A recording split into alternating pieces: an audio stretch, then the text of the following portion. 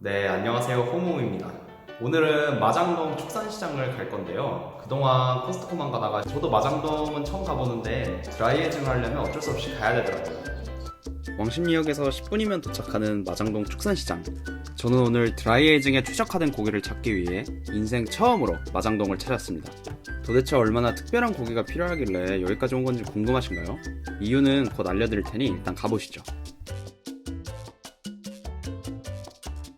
찾았다.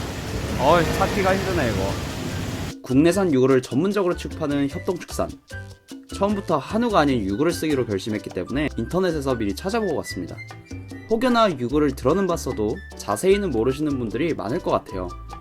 이런 부분은 나중에 자세히 설명드릴 테니까 우선 고기부터 사러 가시고. 안녕하세요. 저 고기 좀 보러 왔어요. 네. 들어가면 되나요? 네. 그러세요? 언제 안 바쁘세요? 지금 다 물건 나가서 정신이 없어. 네, 이따 올게요. 사장님과 의논한 결과 국내산 유고 채급 2등급 약 7kg를 구매하기로 했습니다. 사실 여러 이유로 등심을 구매하고 싶었는데 도매로만 거래한다고 하셔서 등심을 사려면 1번에서 13번 흉처에 해당하는 등심 전부를 구매해야 되는데 중량은 총 18kg, 가격은 60만원 이상.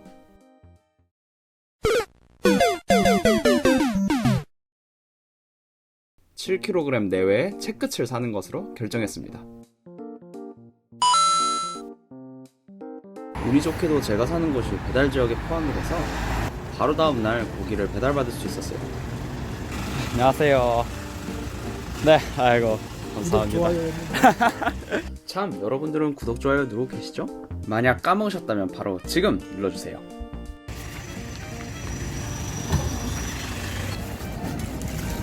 아이고 2주 다 수축 진행했고요. 네네네. 네. 감사합니다. 안녕하세요. 점점 더 멀어지나 봐. 위생을 위해 종이 오일을 먼저 깔아주고요. 반대로 까면 다시 안 말려요. 총 2장을 넓게 펼쳐줍니다. 국내산 유구 2등급 채끝입니다. 촬영날이 2월 15일이니까 도축한 지 이틀 된 녀석이네요. 제가 살면서 본 고기 중에서는 가장 신선한 고기지 않을까 싶은데요. 우리는 이 녀석을 더 맛있게 먹기 위해 숙성을 하도록 하겠습니다. 중량은 6.76kg지만 보시다시피 지방층이 그대로 붙어있고 요추도 제거하지 않았기 때문에 실제로 먹을 수 있는 부분만 따지면 4kg 내외밖에 나오지 않을 겁니다. 고기에 대해서 간단히 첨언하자면 우선 여기서 제일 중요한 것은 이 뼈가 있어야만 드라이에이징 했을 때 수율을 높일 수 있어요. 수율에 대해서 간단히 말씀드리자면 드라이에이징에 투입된 신선한 고기의 양 대비 드라이에이징을 마친 뒤 실질적으로 먹을 수 있는 고기의 양을 의미합니다. 즉 양적인 부분에 있어 효율과 비슷한 개념인데 드라이에이징은 일반적으로 수율이 60에서 70%입니다. 고기의 수분이 공기 중으로 날아가는 부분과 손지로 음식물 쓰레기로 전락하는 부분을 합치면 전체 무게의 30에서 40%가 된다는 것이죠. 따라서 최대한 수율을 높여서 경제성을 높이는 것이 드라이에이징의 핵심 목표 중 하나이기도 합니다. 여러분들이 소매로 접하는 대부분의 고기들은 뼈를 다 제거하고 살 부분만 남겨서 판매하는데 이 상태로 건조시키면 나중에 아까운 살을 전부 도려내야 되겠죠? 그래서 어차피 버리는 뼈를 보호막처럼 활용하면 불필요하게 잘라내야 하는 살이 줄어들기 때문에 원래 버려야 했던 살을 온전히 먹을 수 있는 겁니다. 그리고 제가 마장동까지 간 가장 큰 이유, 지방. 이게 없으면 드라이에이징 할 생각을 그냥 하지 마세요. 이거 어차피 상품화할 때 버리는 지방인데 아까 뼈와 마찬가지로 지방층이 살 대신 자기 자신을 희생해서 보호막 역할을 하는데 만약에 이걸 다 제거하잖아요? 그러면 그 밑에 있는 살을 그대로 버리는 겁니다. 핏물을 제거를 해줘야 되는 지금 워낙 신선해서 나오는 게 없어요. 이거 나오는 거 없죠. 옆면이나 지금 이렇게 살코기 해봐야 요만큼밖에 안 나와서 그냥 스킵하도록 할게요. 좋은 고기를 준비했다면 좋은 환경만 마련해주면 되겠죠. 드라이에이징의 3대 요소는 다음과 같습니다. 온도, 습도, 그리고 공기순환이죠. 첫 번째 요소인 온도부터 한번 얘기해볼까요? 드라이에이징의 적정 온도 구간은 0도에서 4도입니다. 만약 냉장고 온도가 4도보다 높다면 유해균 번식이 급증하면서 부패가 될 수 있고 만약 마이너스 2도 이하로 온도가 떨어진다면 고기 내 수분이 얼면서 효소 활동이 정지됩니다. 드라이 에이징을 통해 얻을 수 있는 효과 중 하나인 연육은 효소작용을 통해 일어나므로 너무 낮은 온도로 설정하면 안 되는 주된 이유죠. 두 번째 요소인 습도를 보면 일반적으로 61%에서 85% 사이가 권장됩니다. 습도가 너무 높다면 부패균이 급증해서 썩을 수도 있고, 그렇다고 습도가 너무 낮으면 과도하게 건조되어 수율이 급격하게 나빠지는 결과가 발생합니다. 사실 습도는 기준이 좀 널널한 편인데 이 부분은 나중에 다시 설명드릴게요. 세 번째 요소는 공기순환입니다. 홈메이드 드라이 에이징 영상을 한 번이라도 보셨다면 냉장고 안에 USB 미니 선풍기 설치한 걸 보셨을 텐데, 개인적으로 공기순환이 세 가지 중에서 가장 중요하다고 생각합니다. 공기순환의 목적은 드라이 에이징 초기에 표면을 빠르게 건조시켜서 수분 활성도를 낮춰 부패균의 생육을 최대한 빨리 억제하는 데 있습니다. 냉장고 내부의 공기는 천천히 순환되기 때문에 강제로 바람을 발생시켜 수분 증발을 가속시키는 거죠.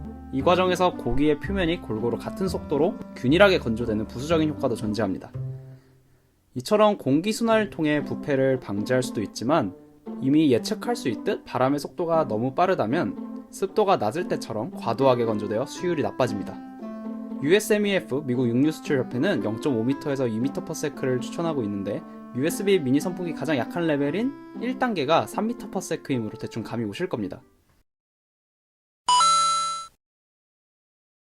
이제 본격적으로 준비물을 설치해볼까요? 온스톡에는 노바리빙 제품을 쿠팡에서 구매했고요. 공기순환을 위해 클레파 핸디형 미니 선풍기를 구매했습니다. 그리고 냉장고 온도를 설정해줘야 되는데, 수동으로 직접 설정 가능한 일반 냉장고와 달리 김치 냉장고라서 수동 조절이 불가능하네요. 고객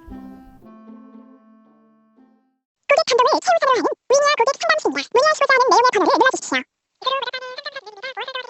냉장의 표준은 영상 3도씨 내외이고요.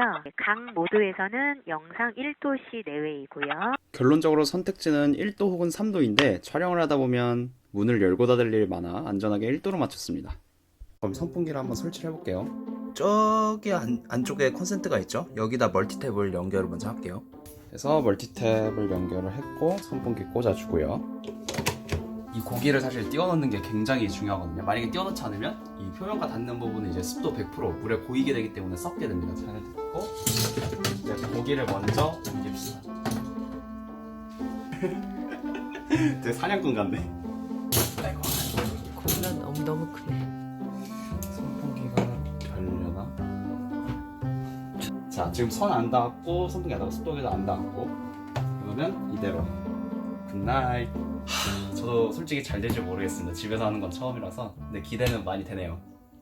네, 이렇게 해서 오늘의 영상은 여기가 끝이고요. 앞으로 약 한 달 좀 넘게 계속 숙성을 해야 되는데, 숙성이 돼가는 사이에 여러 가지 주제로 이 드라이 에이징에 대해서 논해보려고 합니다. 예를 들면 드라이 에이징이 왜 맛있는가, 드라이 에이징이 왜 늘어지는가, 드라이 에이징은 과연 돈값을 하는가, 객관적으로 맛있는지 분석이 된 것인가, 라이벌인 레드 에이징은 과연 어떤 게 더 좋은 것인가, 이런 다양한 주제를 하나하나씩 짚어가는 영상을 계속 올릴 테니까 꼭 기대해 주시고요. 여러분들 항상 제 영상 보시고 좋아요랑 구독 눌러주시는 거 꼭 잊지 말아 주시고요. 여기까지 호응우였습니다. 안녕.